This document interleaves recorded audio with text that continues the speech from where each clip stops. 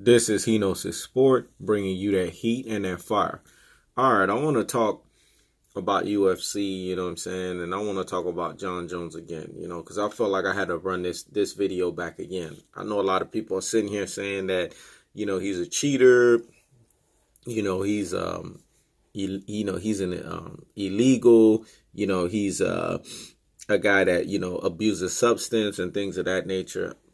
You can call this man whatever you want to call him, but when it's all said and done, this man's skills cannot be denied. I'm going to say that again. His skills can't be denied. When we sit here and we watch him fight, each and every fight, the Gustafsson fight, this last fight here, man, why is nobody giving him the credibility that he deserves? Because he came up clean. After UFC 214, he came up clean. But nobody goes back and say, hey, he actually did test it clean at that time, so he shouldn't have lost his belt. Why did he lose his belt? Why? Because, yes, he has come up dirty a few times. I'm admitting it. I'm not, going against that, going against the grain of that.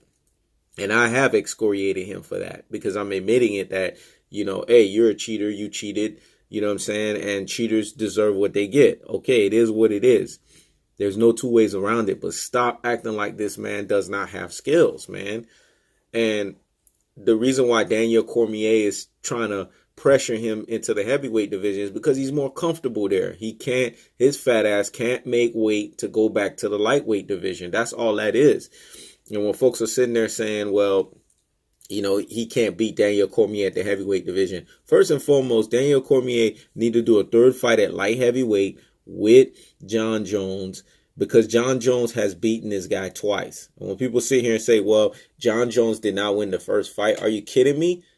Go look at the rounds, man. When it's all said and done, yes, Daniel Cormier was doing his thing early on. You know what I'm saying? He was causing Jon Jones to struggle, but Jon Jones's hand got raised, man. He won technically in that first round. In that first fight. That's why they had to run it back a second time because, he didn't win soundly like he usually does, like he did in the second time. The second time he won that fight soundly, but that's why he ran it back. He wasn't afraid. But the first time he won. So let's kill this misnomer that he didn't win. No, he won twice, man. Everybody knows. That's been watching knows that he's beaten Daniel Cormier twice. To the point where Daniel Cormier has felt those two losses to where he's cried, man. He cried that second time around, man. He cried like he was a little baby. The way he was crying, it was so bad that it was just annoying, man. People were starting to get unnerved by that. They were having memes about his crying. So that tells you right there that Jon Jones demoralized, destroyed, and deflated this cat. He needs to fight Jon Jones at light heavy. I'm sorry. That's just my take on it. Jon Jones still has some unfinished business at the light heavyweight division before he can move up to the heavyweight division. He's going to move up to the heavyweight division at some point. But it's not going to be to the expense of a Daniel Cormier that he's already dispatched 2 times. It needs to be by the expense of someone he's never fought in before. If you guys remember, it's not like Jon Jones is not afraid to move up to heavyweight because he said, hey, if I have a Brock Lesnar fight or something like that, I'll go up to the heavyweight division and fight. So basically what he's trying to say is if he's going to be fighting somebody new, he won't mind doing that. But for him to go up to the heavyweight division against a guy that he's already beaten 2 times, it's just ridiculous. Why waste your time doing that? And that's just my take on it. I feel like Jon Jones doesn't have to waste his time on Daniel Cormier. Just continue to do your thing. Continue to stay clean. Continue to, make sure you keep your nose clean and you're just doing what you got to do like you did in the Gustafsson fight, like you did in UFC 214. You know what I'm saying? Just don't test dirty, and just continue to train hard because people can't take that away from the man. The man trains hard, man. He has a sick work ethic and it shows each and every time.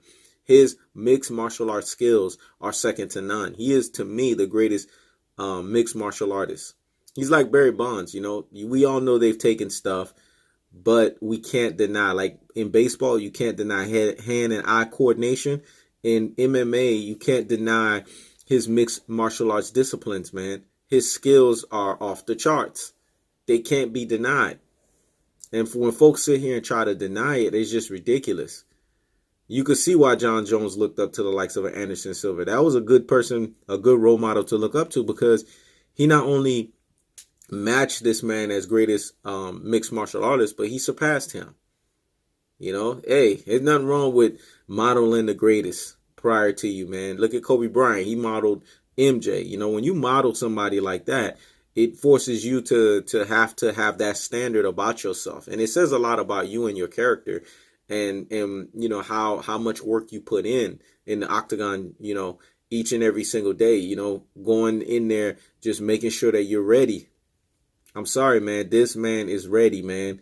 And people just need to start putting respect back on Jon Jones's name, because from here on out, he's going to be clean. And from here on out, he's going to be dispatching cats one fight after the next, until, you know, he fully gets his respect that he truly deserves. Now, am I sitting here and saying that his flack is not self-inflicted? No, I'm not saying that. He does have flack that is self-inflicted, and he deserves it. But let's stop it, man. The man just won. He tested clean. We found out in UFC 214 he was clean again. So let's just stop the flack. Let's start putting respect back on this man's name, and let's just keep seeing him continue to do what he's supposed to. Now, if he comes back and he tests dirty, or he does something stupid that he's not supposed to do, I'll be the first one to denounce him. I'll be the first one to get off of that Jon Jones train. I'll be the first one. But I still got hopes in this cat, man. And I believe in him, and I believe in his skills, because I feel like his skills pays the bills, man. You know, and I feel like there's just nobody on his level when it comes to mixed martial arts. That's just my take on it. You know, like, the man is on another level. He's on another planet. You know, he's just a different kind of horse, you know, that's pushing a different kind of cart. I'm going to say that again. He's a different kind of horse that's pushing a different kind of cart. And I just feel like nobody can just catch up to what he's doing. Not at this point. Probably in the next UFC generation. But for right now, nobody's touching this cat. You know, and that's why he has the, you know, and you can see why he got susceptible to feeling himself, you know, for the time that he did and making the mistakes that he did. Because he understood that his skills was just above everyone else's. And he kind of just let it get to his head. But he's atoned for that. You know, he's trying to turn things around. So give that man another chance, man. We're in America, man. America's all about giving people second and third chances, man. Yeah, he's on the tail end of his third chance or whatnot, or maybe so. I mean, some people could say it's more than a third chance, but he's on the tail end of that, and we know that. I've recognized it, and I'm saying it. But just give that man another chance to see what he can do. This should be his last chance. I agree. You know, final chance to show people that you're not going to go back and revert back to old ways and old stupid habits. Okay, I get it. But give that man the chance to do that, and we'll see. I feel like sky's the limit. I feel like he's learned his lesson, and I feel like he gets it, because he knows if he doesn't turn it around and make it, you know, a true redemption story. I mean, come on. What kind of redemption story would this be, that Jon Jones went through all of this crap that he went through, but he was able to turn it around in the 12th hour, and he was able to have a bright career, and he was able to just beat opponents soundly, to continue to test clean, and work his way up. That would be a redemption story like nobody else, man. He would probably have the single greatest redemption story in the UFC. I believe he can do it.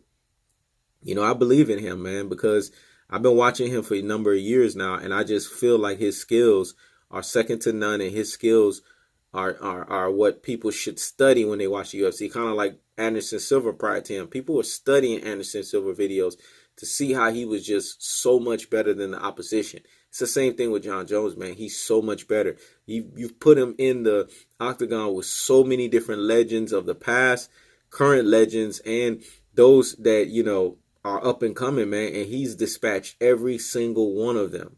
That goes without saying, man. That's a guy that you gotta, you know what I'm saying, hats off to. That's why he deserves this last chance. But let's see what he does with it. This is Henos' Sport. Checking out.